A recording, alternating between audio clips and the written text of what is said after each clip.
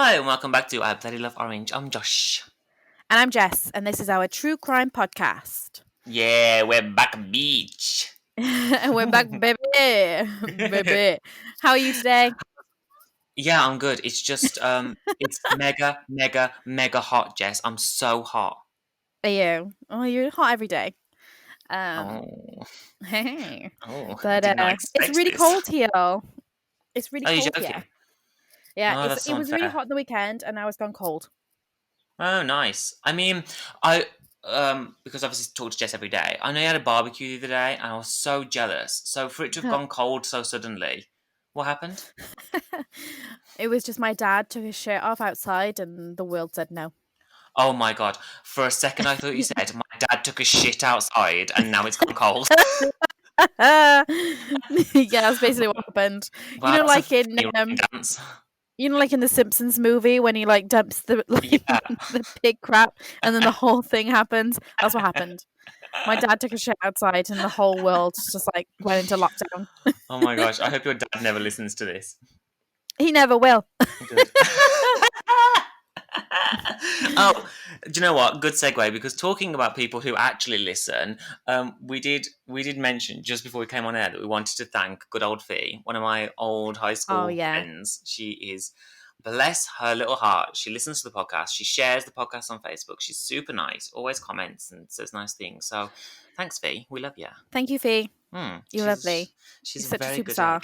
Yeah, she's so Yeah. nice. And for her to actually listen to the whole thing, I mean, bless her. I mean, I know. She sits there from beginning to end, yeah, just like, she's oh a good God, I egg. don't even think I could do that.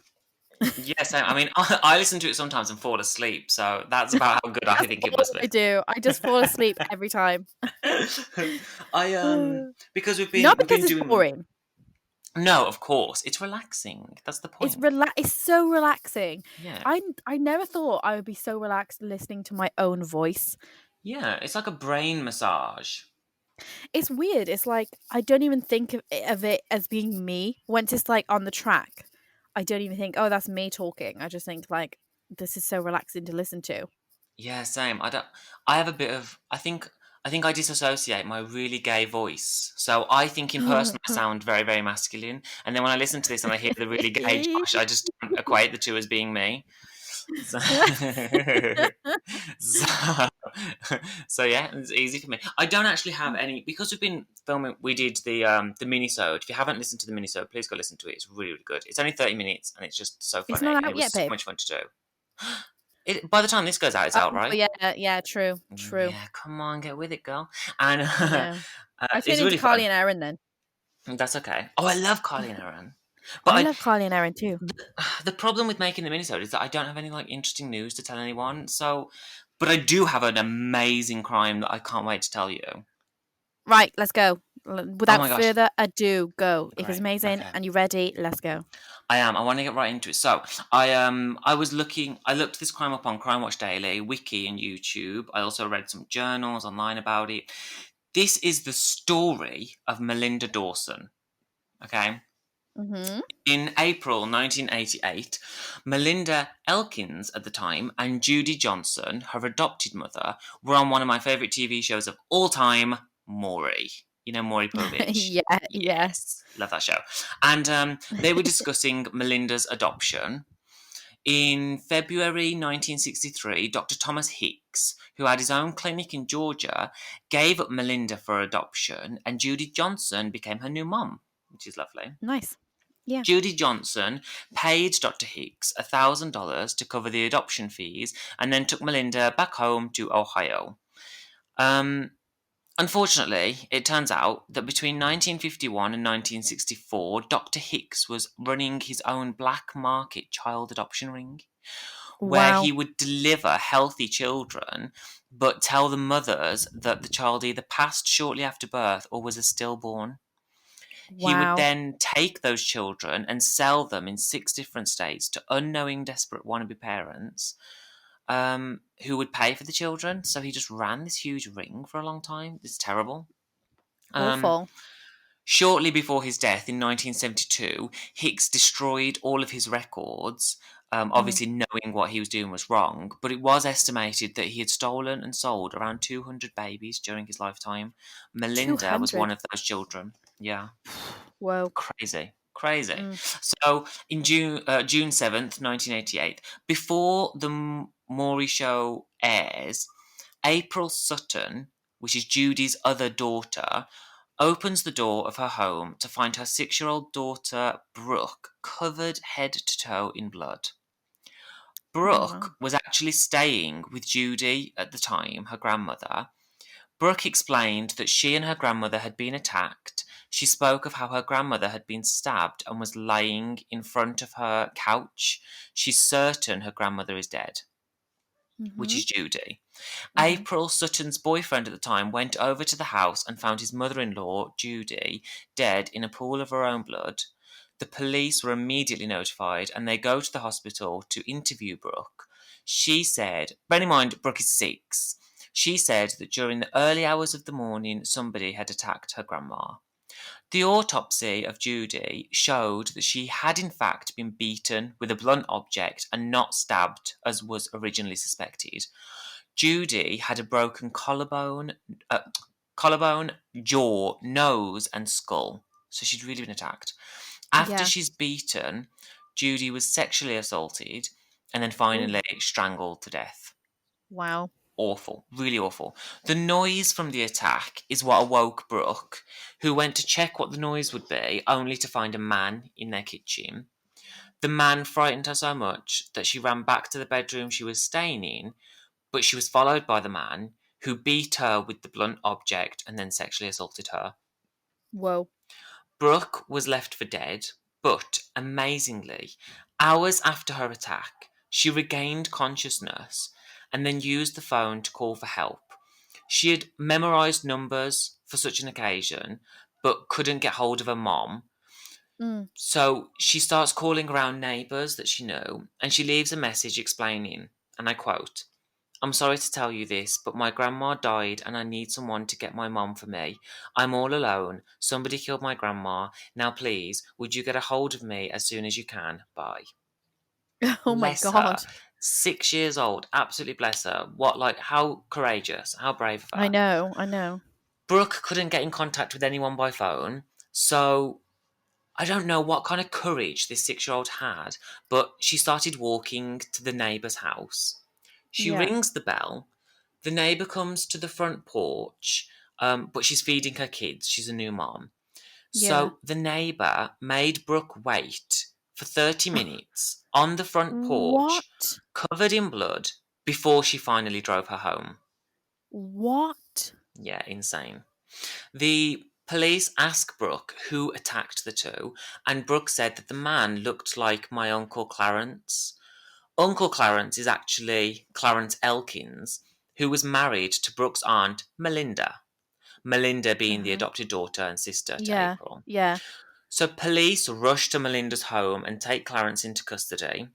The normal questioning proceeds and they ask where he was between 2:30 and 5:30 a.m., which is when they believed the attack would have taken place. He answered that he'd been out drinking until around 2:40 in a local bar. The Mm. attack happened about an hour away from Melinda and Clarence's house, and Clarence said that he would not have been able to make the journey because he was so drunk. Mhm. Hairs were found on Judy Johnson, which did not belong to either Judy or Brooke. These hairs were checked against Clarence, and it didn't provide a match. There was no match Okay. between the hair on her and Clarence. A year Okay. later, Clarence goes to trial for the murder of Judy.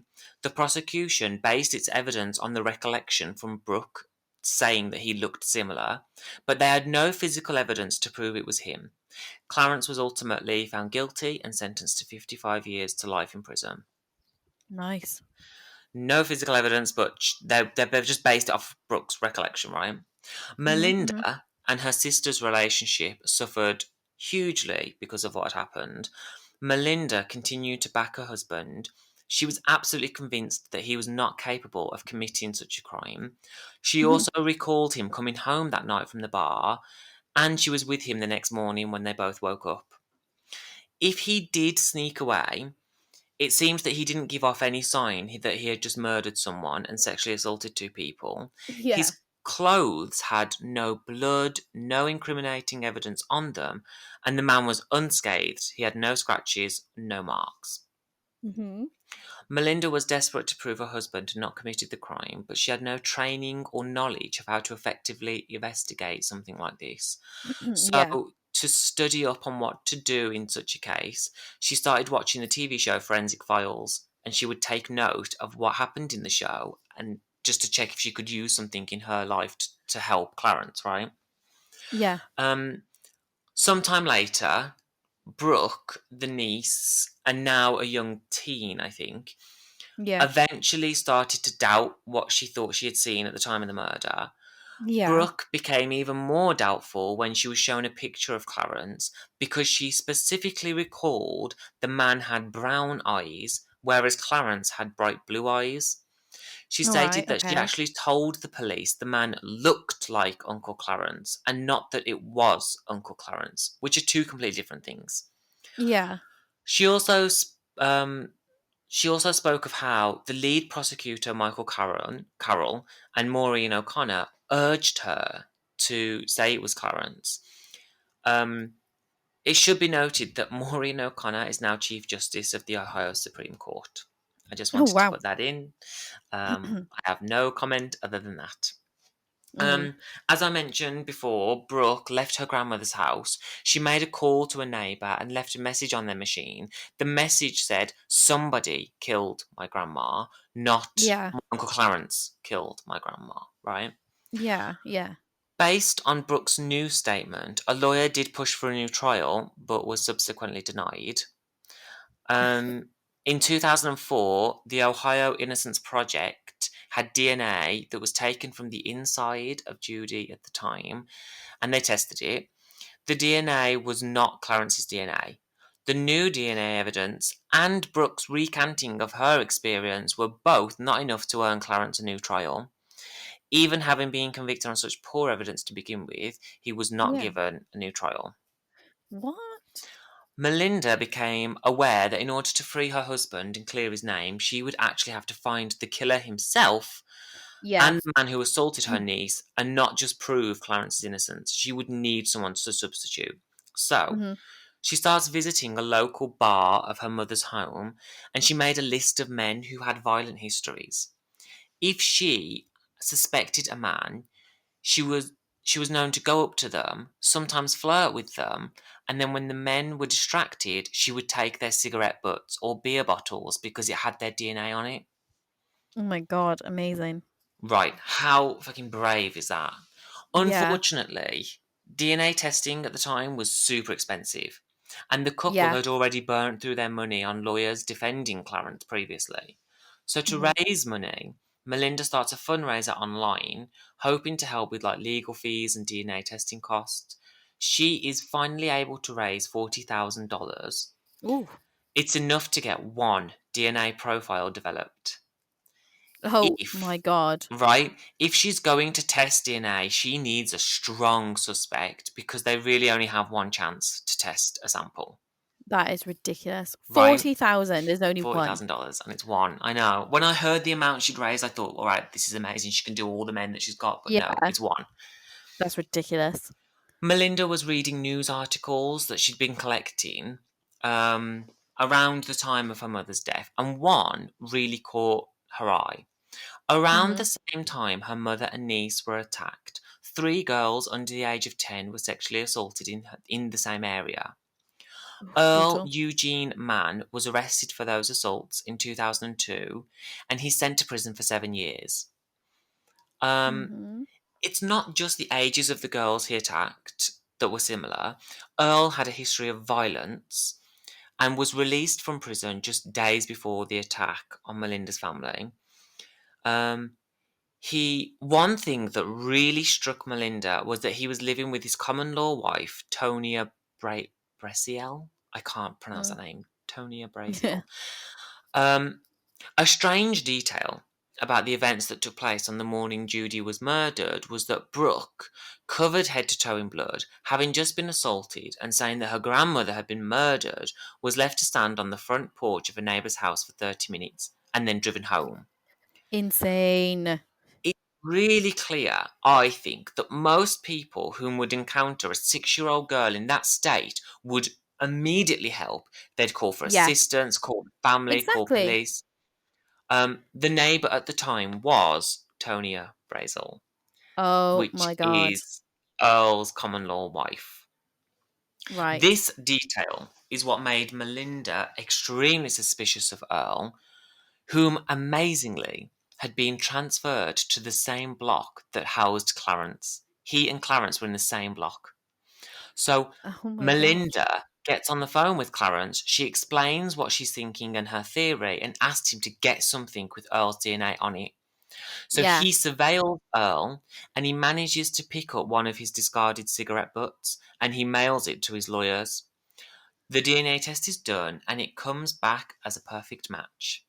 Yeah. This new evidence is still not enough to get Clarence a new trial. What? Attorneys say because he was convicted without any physical evidence, it's assumed he would be convicted even if the DNA didn't match him.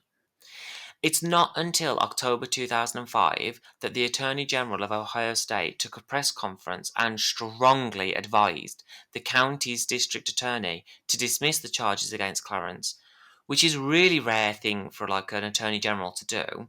Yeah. So much so, I mean, he's basically going against one of his own and throwing him under the bus and saying, look, you don't have enough, Good. get him out. Yeah, This was the good. first case in which an Attorney General had intervened on a case on behalf of the Innocence Project. Good. Um, So 6.5 years after first being incarcerated, Clarence was released from prison and officially exonerated. Good. Um, the stress of the whole ordeal put so much pressure and strain on the couple's relationship that the two finally filed for divorce shortly after Oh Clarence God. was exonerated. That's gutting. Melinda remarried and she became Mm. Melinda Dawson. Clarence sued the city and won a $5 million payout. Good for him. And in 2008, Earl pled guilty to the murder of Judy and assault on Brooke. He Yeah. was sentenced to 55 years to life. Mm. Um, Melinda, after solving the crime against her mother and niece, has taken it upon herself to investigate who her true birth parents are. And in Yeah. 2015, with the help of Ancestry.com, Melinda was able to find her third and fourth cousins. She's Oh, still cute. unable to find her close family, but she's hoping that she will get in contact soon. Um, Yeah. that's the murder of grandmother Judy Johnson, assault of Brooke Sutton, and the heroic acts of Melinda Dawson. Cool. How I good's mean, that? I mean, that is a typical, like, the police just want someone behind bars, so they're just going to put someone down, and then the attorney, the district attorney is just yeah. like, yeah, we need someone in jail for the hmm press. Like, that's it. Right. They don't They even needed. care about who actually did it. Yeah, just as long as you can, as long as you can win over a jury, it seems like anybody would do Yeah, at the it just time, seems which is kind of sad. ridiculous. It seems ridiculous that this still happens as well. Like, that Yeah.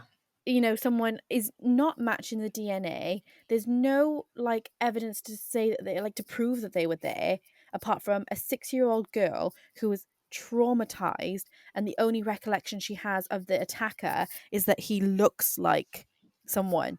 But it's like Right. any man of that age will look the same to a 6-year-old. Yeah, that's what I was thinking. Is that when I was 6, It's could I have described ridiculous. somebody other than by comparing them to somebody you already knew? You would say, like, even now, you would say, oh, he looked like so and so, he looked like this celebrity. I don't think you would Yeah. be able to describe someone at 6 years old. Would you be able to describe someone within, great detail No. enough to say that they, No. especially after you've been through something so harrowing? Exactly. I mean, when you said about the neighbor leaving her there for 30 minutes, like, if I was Brooke, I would have just left. I would Right. have gone to another I mean, neighbor.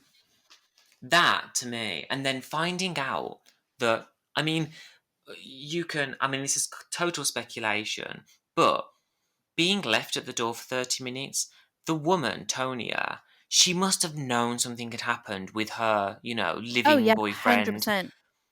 And that is why she left the girl for so long. Like, she must have been aware that something had Yeah, gone on, I mean, she should you know? probably be arrested too. She should have Right. something. It is I mean, it's awful.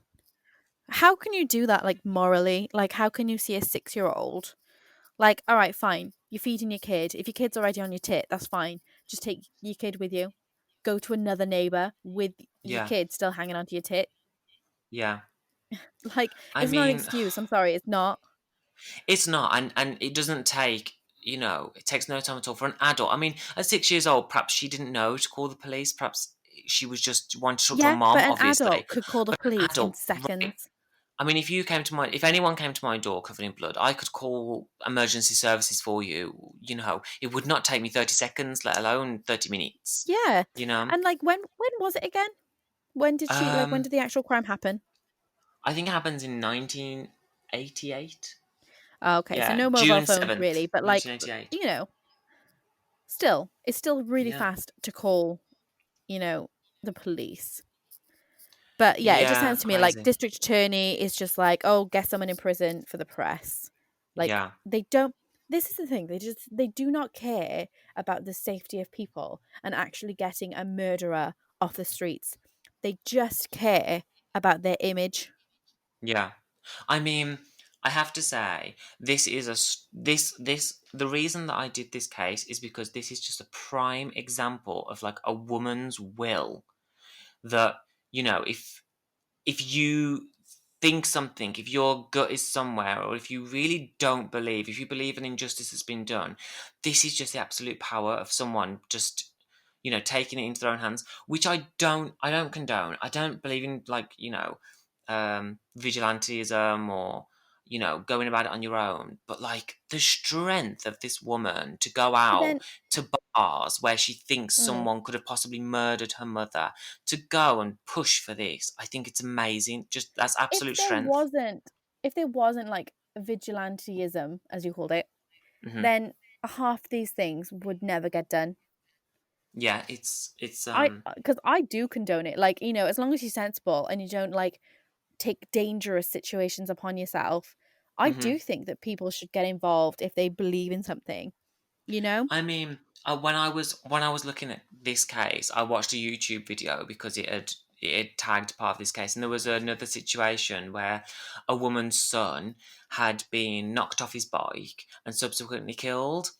Yeah. And I couldn't do the case because I couldn't find a lot of information, but the very, very basics are that this lad falls off his bike, and the police said he hit his head on the curb and Yeah. passed away. And that was it. It was a freak accident. It was a rainy Right. night, and he was doing tricks.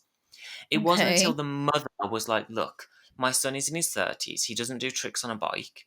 Then she went to the scene and she's like, "There's no curb, there's no sort of indentation where a curb would be for him to hit his head so Yeah. violently." And then lastly, she went on TV, and while her son was in a coma, she went to the press and said, "My son's speaking. He's talking to us. He's giving us information. He's letting us know things." And Mhm. her doing that prompted the killer to go to her and say, "Oh my gosh, I thought he was dead. I'm so sorry." Because it dropped from murder to assault, she said, "He's talking. He's not dead." The guy came forward and said, "I'm so sorry. I didn't mean to kill him. I didn't know he was talking." He panicked about what the guy was going to say, and Yeah. so she found who he was. Turns out he'd never woken up. He actually died in hospital. She lied to Yeah. the press and said, "Look, he's talking. If you know something, you better come forward." And she basically called their bluff. Amazing. Well, yeah, isn't it amazing? I mean, if you've like done something like that, if you've even if you did it as an accident, if he comes forward and he's like, "I'm really sorry," Hmm. like you because you didn't come forward in the first place, because you didn't stay with the person and you ran, that makes it 100 times worse. Yeah, of course. It's Like if it was an absolute pure accident and weren't drunk driving or something like that, then you stay with the person that you've hurt, right. possibly killed. You call the police Yeah. yourself, And you also, know? I must say, amazing to Brooke, because at such a young age, she not only gives evidence but recants her own evidence. Instead of being stubborn, she Yeah. recants what she says, and when she's older, and I think that must take a lot of guts to say, oh, actually, I didn't perhaps tell my 100% truth at the time, or what I thought was the truth now I know isn't the truth. That is such bravery. So, Yeah, it's it two is. women in this story that are just, I don't know, I think it's amazing. I think it was a really, really good, it's a good story to Yeah. show what you can do. It's good. Yeah. Cool. Women are the best. Yeah, I think so too. Okay, cool. So let's take a break. I think that's a good time for a break. Go and grab a cup of tea, get some Coke, I don't know, take a nap, and we'll be right back with Jess's. Okie doke. Hi guys, welcome back to I Love Orange. Josh, how was that break? Yeah, it was nice. I like I said, it's so hot here, so I put the fan on for a little bit. I had a little bit of a drink. It was nice. What did you do? Stay hydrated, people. It's so important to keep hydrated, even when it's cold outside, like it is today. Here, Mm. get those fluids down your neck. Yeah. Wow.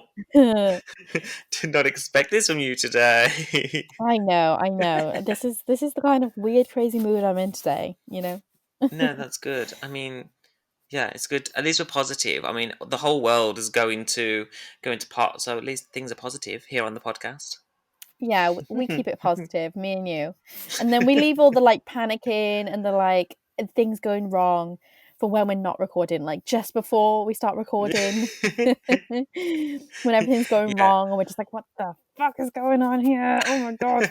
And then we're just like perfectly calm and collected as Yeah, as soon as we soon as hit the that red record button, button. Yeah. yeah, the red button is hit, and then that's it. I get back into my like zone, and I feel nice again, and all the panics we've just had about something recording or something happening, it all just disappears, and then I'm ready to hear a crime. Yeah, exactly. Exactly. Also, if you can hear me yawning, I don't know what's wrong with me today. I really don't. I can't even help it. It's like I think it's the cold. I think the I cold think we should weather. Yeah.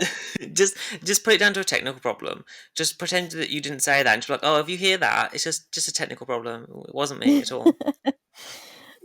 Actually, I did listen to the track, and my voice in the first half is like really synthetic. So that's a technical problem, a real one. Yeah, Um, it's okay. but everyone can deal with that because they love me enough to deal with it. Yeah, and those kinks get ironed out pretty quickly, so don't worry. We'll keep working on it. And we Yeah. go through these with like a tooth comb, like really checking all the audio, and we listen to it like 10 times before we upload it. So yeah, we'll find the problems if we can. Yeah, that's the thing. We change it if we can, but if we can't, then there's nothing we can do. Yeah, I'm sorry. And the thing is we don't like re-recording things because we like it to be like super authentic, like it was us. It was so Yeah, us, you know? yeah, I don't There want was to no re-record something. rehearsals. Yeah, it Yeah. would be weird. Yeah, I think so. Oh, I don't know. I've got the buzz now. Like I'm waiting to hear, because I did catch the name of your crime today, so I am really waiting to hear. Okay, let's get into mine. I'm gonna give everyone a warning actually that this one is really sad, and I am quite a heartless person, and I'm very desensitized to a lot of things, and I actually cried, um, just writing this one up. It Wow. genuinely made me cry. And not just like I shed a tear. I shed a few. It wasn't like a full on cry, but it was a bit like harrowing. It was a bit like whoa. Um, so I'm just going to give everyone a fair warning. And if you don't want to listen to it, that's fair enough. Just stop now, and we'll see you Just next skip week. to the end. Yeah, yeah. Or skip to Wednesday, the mini-sode. Yeah, it's a But good if you idea. are, if you think you can take it, if you like me, and you can still take it, then we're good. Cool. Ready? Yeah, I mean, I'm nervous, but I'm ready now. Okay, so this week I'm going to talk about the Dunblane massacre. Now, this is a pretty well-known case, especially in the UK. It is Hmm. our major school shooting that happened Hmm. here. Um, it was weird. I chose this one because last night I was writing about a different case, And then that one was too gruesome, and I thought that's too much. So then I was trying to find a different one, and I sort of remembered us watching these documentaries like once, and it was really hot. I remember being sat in your flat. It was really hot. It was when your TV was in the other room, like down the bottom. And I had this really vivid like image of us there, and I thought, oh, I'll do that one. I'll do that. And then when I started to write it up, I was like, oh, this is actually really sad. But I God. decided I'm still going to do it. So the Dunblane massacre took place in Dunblane Primary School in Scotland on the 13th of March, 1996. It remains to this day the deadliest, most horrific mass shooting in British history, and is the reason that the UK banned handguns and mass automated weapons in any capacity. Yeah. And I remember I watched a documentary yesterday about it as well, and a guy that was it was a priest actually. There's a documentary on Netflix, and it sort of talks about the Dunblane shooting and the Sandy Hook shooting, and the Oh, priests in the yes. town. Yeah, the priests in the town like talk to each other about this sort of shared experience they had in the different areas. And he said he was like, it was Wednesday, and that really stuck into my mind so that you'll just remember exactly what day it was. You know, it was like it was a Wednesday. It was the 13th of March, and it was really deep. Okay, so firstly, let's discuss the perpetrator, the shooter. So his name's Thomas Hamilton. Thomas Hamilton was born in Dunblane on May the 10th, 1952. So as of recording this, that was yesterday, May the 10th. Okay. So as I was writing this, I was like, oh my God, that's today. And it really creeped me out. There's nothing noteworthy about his upbringing. Like, I couldn't find any information about having like a deranged childhood or history of like stuff like that in his childhood, to sort of explain anything like that. Okay. He owned a small shop in the town of Stirling where he lived, which is close to Dunblane. About 5 Okay. miles south of Dunblane. He lived in a little town called Stirling. He had a shop there, like a little corner shop or something like that. Again, not very much information about that at all. Okay. But here's where the weird behaviour comes in. So there have been several complaints to police regarding Hamilton's behaviour towards the young boys who attended the youth clubs he directed. Claims have been made of him having taken photographs of semi-naked boys. Oh my God. I've got a pod cough. I've got The pod cough. Like, podcast. we got pod cough. Every time we start recording, I like have a really dry throat and start coughing. Podcast. Right, okay. Claims had been made of him having taken photographs of semi-naked boys without parental consent. So, there's that. Okay. Hamilton had briefly been a scout leader. Initially in July 1973, he was appointed assistant leader with the Stirling Scout Association, so in his town. Later that year, he was seconded as a leader to a different troop, but in the same area, which was sort of being brought back to life. So they kind of thought he was a good leader, and they sent him to like a new troop that they were trying to like regain interest in that area with the scouts, and they sent him over there. Okay.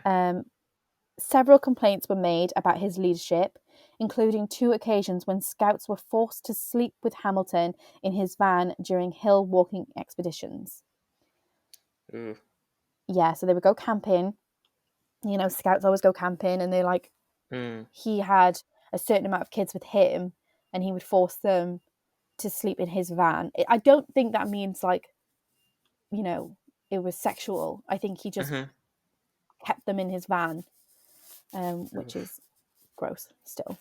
Okay. Within months, on the 13th of May 1974, his scout warrant was withdrawn, so he wasn't allowed to be a leader anymore, and he wasn't allowed to have anything to do with them. Okay. And the county commissioner, quoted that his intentions. He said he had He was suspicious. Oh my God. He was suspicious of his moral intentions towards boys. That was the quote. Oh gosh. Okay. So that was the reason they basically wouldn't let him be a scout leader anymore. So he was blacklisted by the Scout Association and shunned when he later made an attempt to become a scout leader in another town. And then Hamilton himself claimed in letters that rumours about him led to the failure of his shop in 1993, which is 3 years before the massacre. And Okay. in the last months of his life, he complained again that his attempts to organise a boys' club were subjected to persecution by local police and the Scout movement. Among those he complained to were the Queen and the Oh local gosh. MP, Michael Forsyth. And in the 1980s, another MP, George Robertson, who lived in Dunblane, had complained to the MP of his area, Forsyth, about Hamilton's local boys' club, which his son had attended. So Hamilton himself is desperately trying to be around young boys, you know? Gosh. Okay. And then because he's doing dodgy things and people are complaining and he's not allowed to anymore, people aren't going to his shop anymore, his business is failing. And then in his last couple of years, in his last couple of months, he's desperately attempting to like sort of rid his reputation, saying that the Scouts have got a vendetta against him and that they like Okay. won't let him have his boys club and stuff like that because the Scouts are trying to like pull him down and ruin his business. That's basically what he did. And he I mean, literally I'm wrote a not letter to the surprised he's not Queen. allowed it. Gosh. Yeah, I mean, obviously something's going on there, you know. I when I was thinking this, right, this made me think. It might not be true, but it really did make me think that if in this time, because when he was in 1973, he was appointed the leader, like an assistant leader with the Scouts, and he was only in his 20s then. And if he was interested in boys, I mean, I know it's terrible that he was interested in young boys, but it just makes me think that he was basically gay, and in a time when it wasn't okay to be gay. Do you know what I mean? Do you know what I'm getting at here? And I just feel Yeah. like a lot of this Mm, shit wouldn't happen if people just accepted people being gay. Like if yeah, in but his then there's like, childhood it was okay for him to be gay, he would not have all these weird pent up feelings about like boys. yeah, maybe he wouldn't have taken his like frustration out on somebody that's, I don't know, in a lower position or weaker than him, and Exactly, done the power play. exactly. The only problem is that like often these kind of things are associated with gay people, which really sucks because Yeah, there's always this association that like paedophilia or something is to do with gay people, which is really exactly. not, you But know. that that to me, that is not in no way that is a fault of being gay. That is the fault of people who don't accept gay. Yeah, I totally know what you Because if mean. people stopped oppressing it, then people wouldn't have these like oppressed feelings that they then like manifest into something dangerous, you know? Yeah, no, I understand what you mean. So that's what I was thinking anyway. It was like in my head, I was just like, look, if he had just like, if his mum had just hugged him after he'd been like told, if she knew he was gay and she just gave him a hug, most of this probably wouldn't have happened. Hug your kids, everyone, hug your kids. Okay, right. Now let's get serious. Let's get into like the crime itself. So Okay. at about 8:15 a.m. on Wednesday, the 13th of March, 1996, Thomas Hamilton, then aged 43, was seen scraping ice off his van outside his home in Kent Road in Stirling. He left soon afterwards and drove about 5 miles north to Dunblane.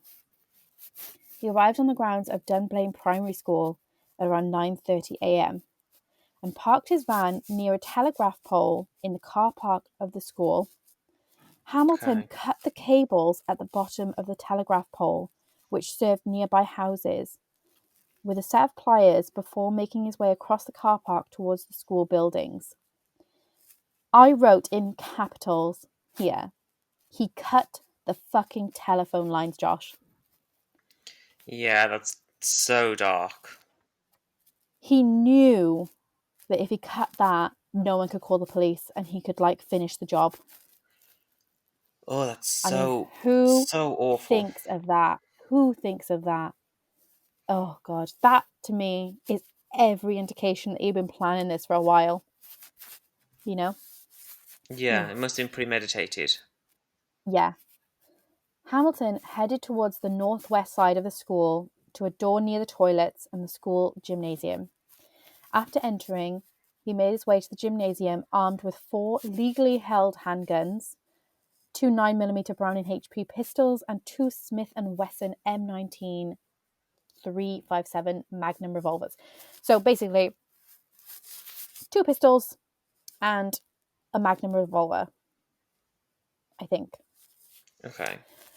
He was also carrying 743 cartridges of ammunition. Isn't that insane? It's just 743 cartridges. That's insane. That's just It's overkill. insane. Literally. It's insane. In the gym was a class of 28 year 1 pupils. Year 1. Oh, that's so sad. And they're preparing for a PE lesson in the presence of 3 adult members of staff. Before entering the gym, it is believed that Hamilton fired 2 shots into the stage of the assembly hall and the girls' toilets. Upon entering the gym, as he was about to be confronted by Eileen Harold, which is the PE teacher in charge of the lesson, he started shooting rapidly and randomly. He shot Harold, who was injured in her arms and chest as she attempted to protect herself, and continued shooting into the gym. Harold stumbled into an open-plan store cupboard at the side of the gym, along with several injured children. Gwen Mayer, the teacher of the class, was shot and killed instantly. Oh. The other adult present, Mary Blake, was a supervisory assistant, was shot in the head and both legs, but also managed to make her way to the store cupboard with several of the children in front of her. From entering the gym and walking a few steps, Hamilton had fired 29 shots with one of the pistols, killed 1 child and injured several others. 4 injured children had taken shelter in the store cupboard along with the injured Harold and Blake, the 2 teachers. Hamilton then moved up the east side of the gym, firing 6 shots as he walked, and then fired 8 shots towards the opposite end of the gym. He then went towards the centre of the gym, firing 16 shots at point-blank range to a group of children who had been incapacitated by his earlier shots. Disgusting. Really vile. Awful. Yeah. A year 7 girl, which, so in the 90s, it was still like primary 7 rather than being like year 1, 2, 3, 4. So it was a primary 7, which is basically a year 6 girl, I think. Okay. Oh, no, not a girl. A year 6 boy. Was walking along the west side of the gym building at the time, heard loud bangs and screams, and looked inside the gym. Hamilton shot in his direction, and the pupil was injured by flying glass before running away. From this position, Hamilton fired 24 shots in various directions. He fired shots towards windows and the fire exit, and possibly at an adult who was walking across the playground. And then he fired more shots in the same direction after opening the fire exit door. He then left the gym briefly through the fire exit, firing another 4 shots towards a cloakroom and the library, striking and injuring Grace Tweddle, who was another member of staff. In the mobile classroom closest to the fire exit where Hamilton was standing, Catherine Gordon, who was a teacher in there, the year 6 class, saw him firing shots and instructed her class to get down on the floor before he fired 9 bullets into the classroom, striking books and equipment. 1 bullet passed through a chair where a child had been sitting seconds before. Gosh. Hamilton then re-entered the gym, dropped the pistol he was using, took out one of the 2 revolvers. He put the barrel of the gun in his mouth, pointed it upwards, and pulled the trigger, killing himself. A total of 32 people sustained gunshot wounds inflicted by Hamilton over a 3 to 4 minute period. That's it. In 3 to 4 minutes, 32 people got shot. Gosh, that's 16 insane. of whom were fatally wounded. He injured 32 and killed 16 people in 3 to 4 minutes. Gosh, that's insane. Yeah. It included 1 teacher and 15 pupils, and then another child later died on the way to hospital. Ugh.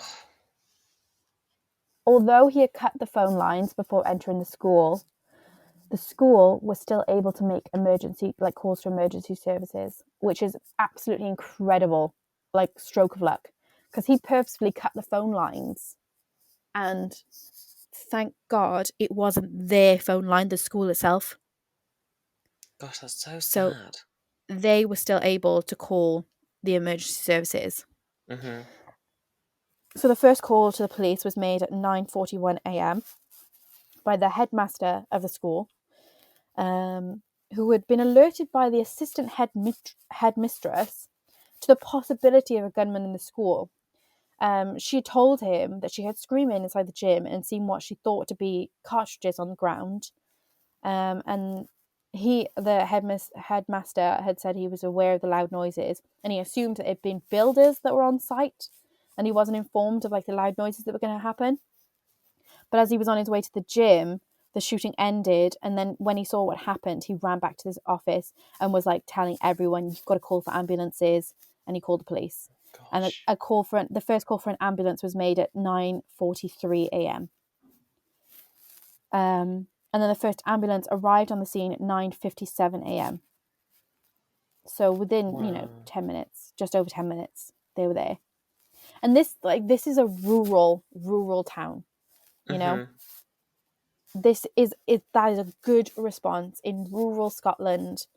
There's mountains everywhere. If you watch documentaries, you can see the town like it's all old stone roads and stone walls. It's very, very, spread out far apart. So Mm. just over 10 minutes, that's a really good response time in that area. Another medical team from Dunblane Health Centre arrived at 10:04, which included doctors and a nurse who were involved in the initial resuscitation of the injured. By about 11:10 a.m., all the injured had been taken to the hospital for medical treatment. So everyone that needed it was out of there within the hour Wow. and already in the hospital, which is Gosh. a good response, at least. There's that, you know? Wow. Yeah. Really sad. But here's the good part, okay? Mm-hmm. So as a result of the inquiry into the massacre, it was recommended that the government introduce tighter controls on handgun ownership and consider whether an outright ban on private ownership would be in the public interest. Although they put forward this proposal that they would just outright ban guns, handguns at the time, and then they wrote, but club ownership would be maintained. So that to me just means that Wow. like people who are in gun clubs that go shooting birds and stuff, also disgusting, like disgusting behavior. There's just no need for it.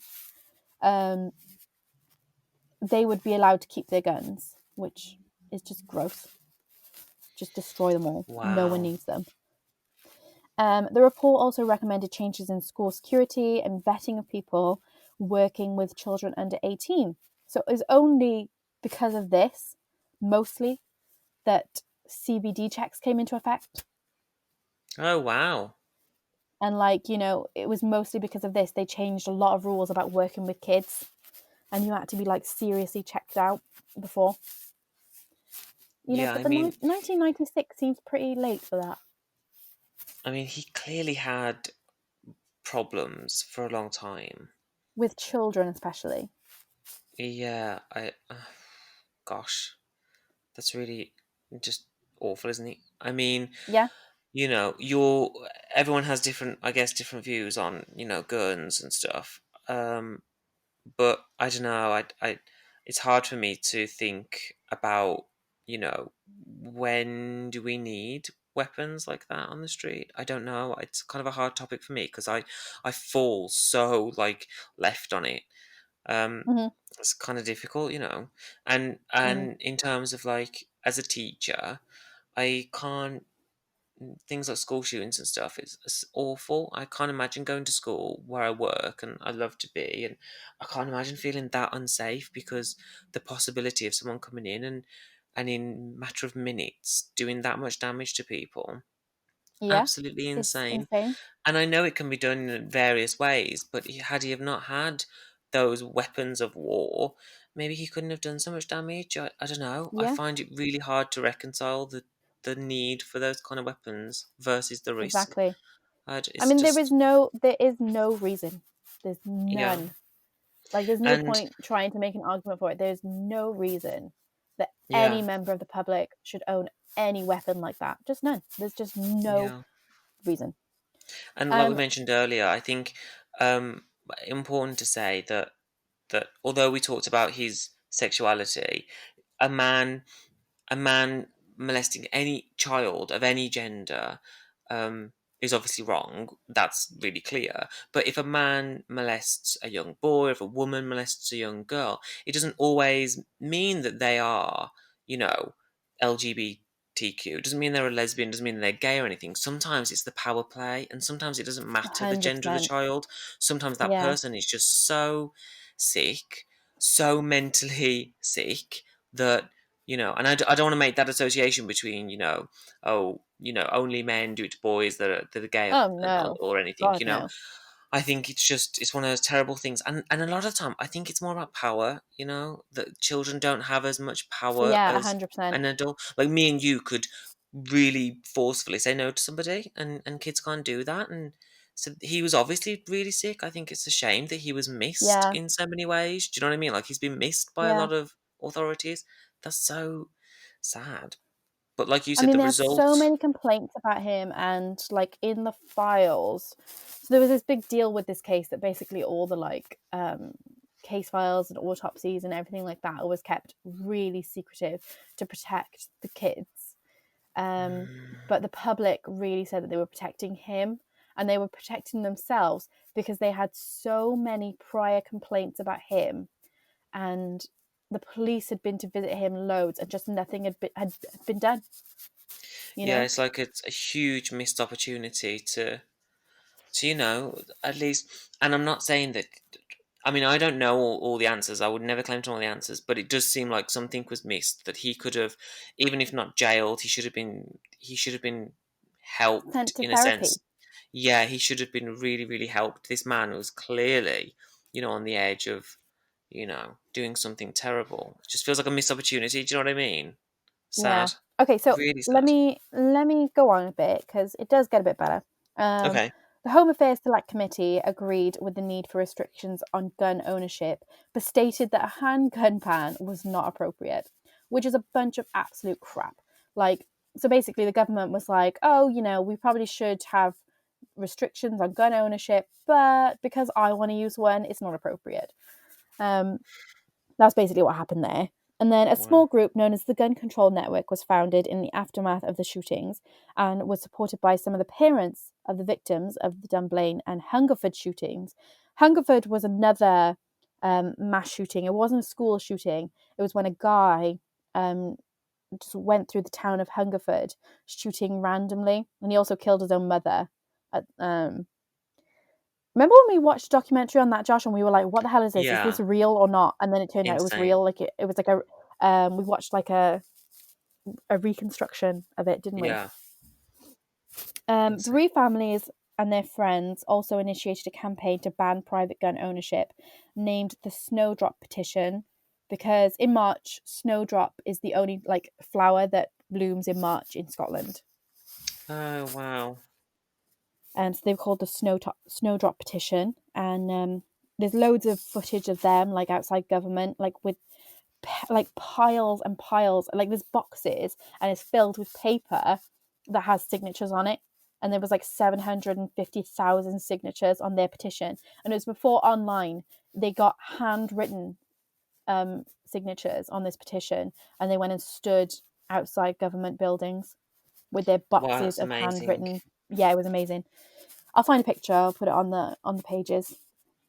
That's In amazing. response, in response to this public debate, the Conservative government of John Mayer introduced the Firearms Amendment Act in 1997, which banned all cartridge ammunition handguns, with the exception of a 22 caliber single shot weapon in England, Scotland, and Wales.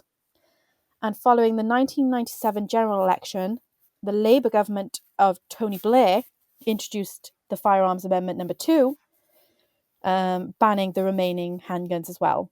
So basically what happened was the Conservatives banned most guns but kept some. And then Tony Blair came in with the Labour government and just said, no, like, it's not good enough. And they banned everything for the public. Wow. Yeah. And this happened like a year later, which I think is still too long. Like, no, this happened within weeks. They should have just put a ban in place.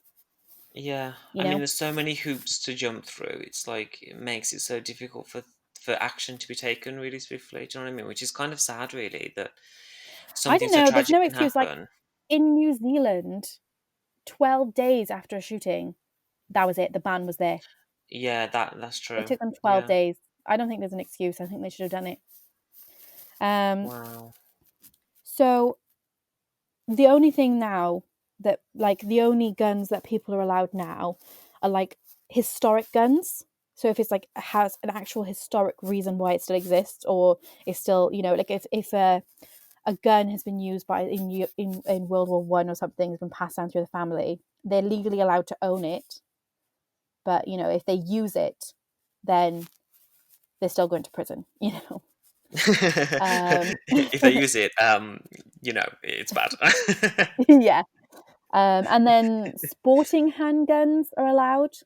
So like fox Okay. hunting stuff, which is still vile and should Ugh. still be banned. Yeah, I And don't agree with long fox hunting. arms. So like I think that means like shotguns, Wow. Okay. but it falls out of like handgun. But shotguns and stuff like that are only allowed to really to be owned by farmers Okay. in the UK.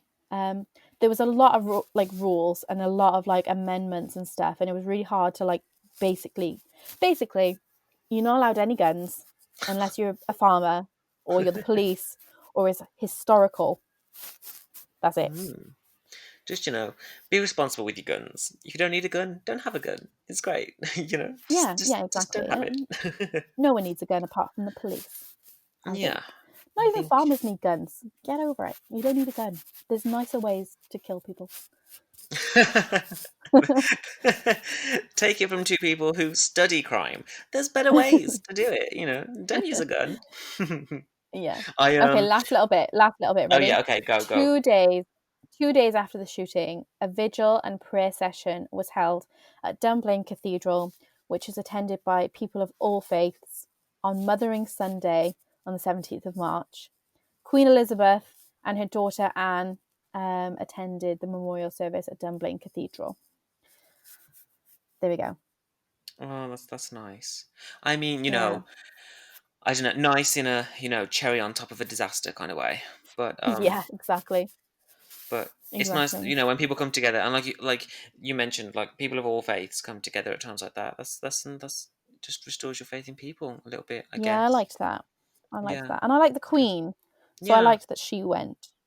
yeah, it's nice to show support for things like that, especially big disasters like that. You want to know that action's being taken and people are coming together. So, yeah, good on them. That's good. Yeah. I Yeah. did I did realize that through that I I'm gonna take a hard right now, like a big turn on this conversation. In that I didn't realize that when I'm listening to you, I sound like the guy from Vine who's just like, wow, you know. If you don't Oh know, my god. I'm a huge lover of Vine. R.I.P. Vine. Before TikTok, there was Vine, and I love Vine. And I just didn't realize all the way through. Every time I said something, and I was listening very sincerely. And it wasn't until the last time that I said, "Wow," that I just realized, oh my god, how dumb do I sound? Like, why am I doing that? So I do apologize if that comes across. Don't worry, whenever you're speaking, I just go, yeah, yeah, yeah. Like all the way through, you just hear me go, yeah, yeah. Well, I didn't realize halfway through. I always do like a right. I'm always like checking, like, yeah. Oh, isn't that the thing I'm talking about? Yeah. So stupid. It's not. It's fine. It's So yeah. Anyway, the things that I want us to take away from this is mhm. one, just ban guns. You know, like no Yeah, one needs them. Only the police.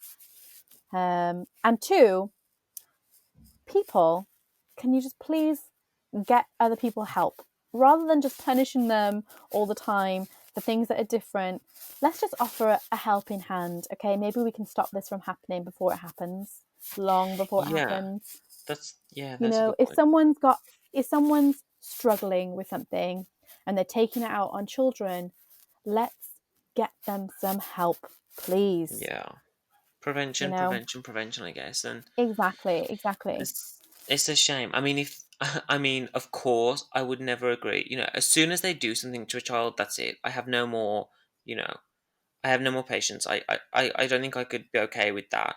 I think they should go to jail. That's fine. See you later. They should go to But jail, but they should go to a psychiatric jail where they can yeah, get psychiatric help, because that's what they need to be properly rehabilitated, rather than just locking yeah. them away, you know? Before before things like this happen, we should be protecting kids, and I think the signs. It should be made really clear about the signs of things like this, and making sure it doesn't happen in the first place would be a great thing. But I guess I don't know. Maybe that's a pipe dream. I'm not sure. It's It's tough. not. It's not a pipe dream. It doesn't have to be a pipe dream. It just has to be, someone who's willing to put it into effect needs to put it into effect. Yeah, Someone in power. yeah. I mean, Things like that, like getting people help and spotting signs and like not being so, oh, they're just gross, they're just disgusting. mm, Like, yeah, it's hard for us to listen to things like that. Like if he was taking pictures of boys when he was younger, that is a clear sign that this kid needs help, you know? yeah. It is. And then maybe It's in his 40s, after struggling for so long and like obviously developing a hatred for children, he wouldn't have done that because he would have had help when he was younger. yeah. Yeah, I guess that's a nicer way to look at it than he's just evil, I guess. Look at it in a It's sense just, of I perhaps don't, we can do something. I don't know. I think a lot of people aren't, they're not criminals until it's too late. Do you know what I Yeah. mean? Yeah. Like, Sometimes it there's just so many signs something and they happens. really could have helped and they could have prevented a lot of things rather than just shunning him and like, of course he's not allowed to work with children anymore, but people just hate him instead of helping him Yeah. Ugh. at a time Oh, where he that needs was help. dark. Oh, I didn't realize. I mean, I've heard that case before a lot. We've watched documentaries, like you said, and yeah, but I've never, I don't know, I've never looked into it as, I guess, as deeply as that. It's always been part of the gun argument for me. So yeah, that is interesting and very dark. It's Thanks. just another sign, like, as well, like, no one on this earth needs automatic weapons like that. That's insane. Yeah, yeah. I think we can make. I think as a podcast we can make a stand that we're not really pro gun. I am violently against guns. Violently. Do you have Yeah. do you have any nice things to add about social media? I know that I must say that recently, Facebook we've been uploading more, Twitter we've been uploading more. If you want to find us, everything's pretty much at IBLO Crime. Yeah, Yeah, that's about it, really. yeah. I don't know if there's Everyone anything. knows. Everyone knows where to find us. I would say that keep an eye on our Twitter because it's really funny watching Josh reply to people with funny gifs all the time. I really love that. That's like Yeah, my I morning activity. I have a thing now during the day where I do want to communicate more with people on Twitter. I want to talk to people. It's nice to kind of, especially the community of people that like crime podcasts. But I am British, which means I am inherently sarcastic, and so I can't like sell the podcast. So I just have to use gifs and stupid one-liners to express how I'm feeling. I particularly liked the Adele one. I think that just made me laugh. Like, someone was like, "I'm looking for true crime podcast recommendations," and Josh literally just tweeted a picture of Adele just saying hello, which I thought was like menacing and also brilliant. And like, I found that so funny. That was the best one. I did. I hang on. Let me just pull up Twitter because there was one today which I thought perhaps you would enjoy because people often are tweeting about like what to listen to and stuff, and of course I want to share our podcast. I think it's the best podcast, but I this is so dumb, and I shouldn't do this. Just I shouldn't purposefully push it out as much as I do. But somebody, let me try and find it. Oh, here. Someone said, like, oh, they were part of the crime sort of hashtag, and they were saying, oh, all I ever do is listen to true crime. Is that a bad thing? And I just put, it's all I listen to. And then I put the gif of Snape where he says, always. Oh my So, god, I love yeah, your so GIF reactions. please go to our Twitter at IBLO crime because I'm hella funny. Yeah, it's quite funny on there. Just go to my tweets and replies. It's my favourite thing to Yeah, do. yeah. Cool. Yeah, I think Jess, I think we did it. we did. We did. Jess, I bloody love orange. And I fucking love green. Did you hear that at all? That was I really did. quiet. That was great. All right, guys. We'll see you on Wednesday for the mini-sode, and we'll see you next Saturday for the normal episode. Bye. Bye. Bye. Bye.